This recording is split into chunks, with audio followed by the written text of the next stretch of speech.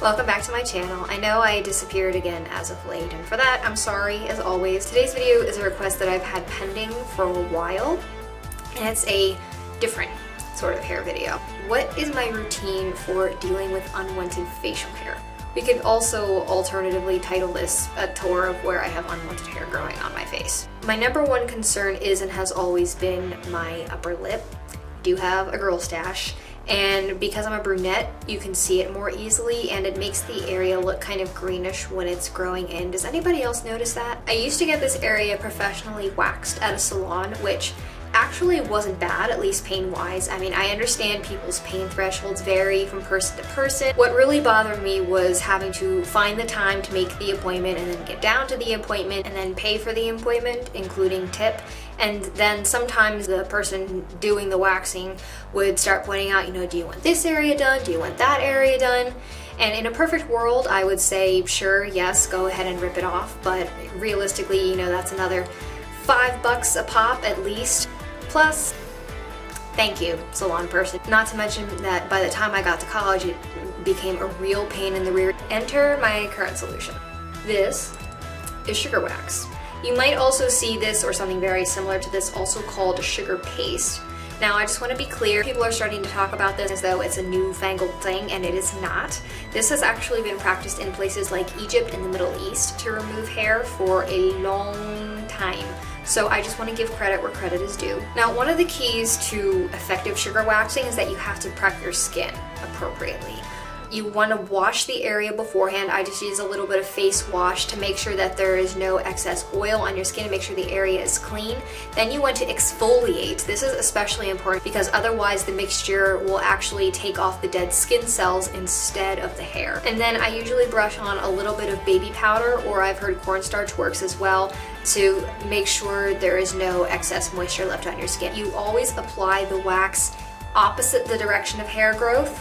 So if the hair grows this way, you're applying the wax that way, and then when you actually rip off the wax, you follow the direction of the hair growth. Now, it's my understanding that this is the complete opposite of the way that a wax is done. Now, I find that the hair grows at multiple angles. For example, by the corners of my mouth, it grows more downward, and then up here, it grows more at like a diagonal type angle, so I find that I have to do more smaller patches in order for it to be effective. I'm applying the wax with a popsicle stick, something disposable. This is for sanitary reasons. Then I smooth on a fabric strip, again against the direction of hair growth. Really pressing firmly and slowly seems to help as well. If I have time, I'll even let one patch go for a moment, maybe apply the wax and strip to another patch, let the first patch cool down slightly before I rip. Pressing after you rip helps fight irritation too.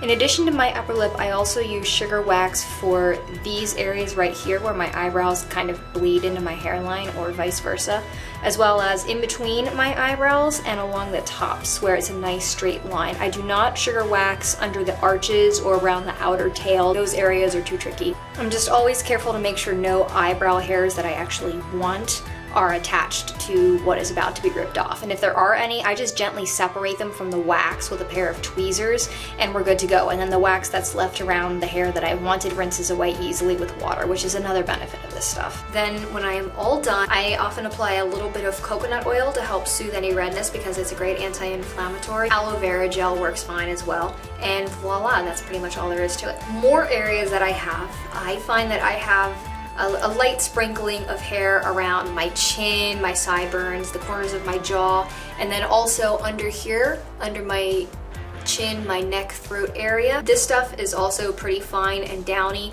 but being dark, again, it shows, especially the stuff that grows here at the corners of my jaw. And then the stuff that grows under my chin, I don't see so much, but I tend to feel it because I have a habit of stroking this area here for whatever reason. So I decided that I wanted to get rid of that stuff too. For a while, I tried sugar waxing these areas as well. That works okay on the sideburns, but everything else, it does not work at all. I guess there are just too many curves and contours. So what I do now is simply shave. It's quite quick, it's easy. No, it doesn't really turn my face into a stubbly mess. I'm sure it makes the hair feel a little bit thicker when it grows out, as shaving is known to do, but it's nothing that I can't deal with. If I really feel like pampering, I might put a hot, wet washcloth over my face to steam my skin just to help open my pores and soften the hair, I think. Or maybe just because it feels good. I then take some coconut oil and rub it where I want to shave. This stuff is great for shaving, by the way. It's smoothing, it's lubricating, it's moisturizing, and it also helps fight inflammation. I rub it on, and I'm assuming you guys know how to shave by now. I like to use short strokes always against the grain of the hair, but then I will also go in a few different directions to make sure I get it all, especially at the corners of my jaw and under my chin, because the hair there is kind of tricky and it tends to grow in a few different directions.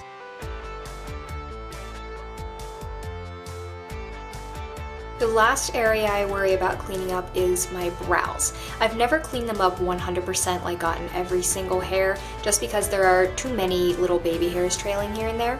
This is without cleaning up, FYI, aside from the waxing that I did over here and also in between. But I do make sure it's relatively neat under my arches here, at the outer tails, and then also toward my hairline and in between my eyebrows where we just waxed, just to help clean up what was too risky to cover with the wax, if you understand what I mean. I often use tweezers, which I think is pretty self-explanatory. I don't think you guys need a demo on this one.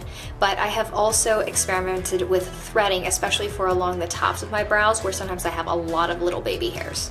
I'm not that adept at threading at this point, so I won't go into detail, but you work the thread sort of like this, and it's like little power tweezers that you can literally make yourself, which is pretty cool. And yes, it hurts. I generally do this routine all around the same time. I probably do this every several weeks. I've never really timed it. I just go by what I see on my face, and then when I know that I need to sugar, then that's kind of my reminder to do everything else. But the sugar waxing, as with regular waxing, requires the hair to be so long for it to work, so I have to give the hair enough time to grow in. I think that's it. If you have any questions, please feel free to ask down below. General thoughts, comments, and feedback are always welcome. Thank you to all of my subscribers, both old and new, especially if you are new, welcome aboard. Make sure you like, subscribe, and check out all of my social media links down below, and I guess I will see you guys next time. Bye. One of the important things to keep in mind about sugar wax is that unlike the wax that's used for the waxing we may be familiar with, it actually does not stick to the skin, it just sticks to the hair. Is that information relevant? I have no idea. We're talking.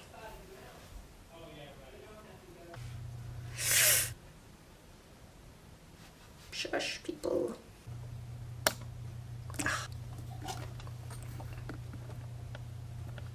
Got my script. If I hold it, ideally, hold it like up here. Then you can see my arm, and that's just awkward. See, my viewfinder's right here. Need you right here.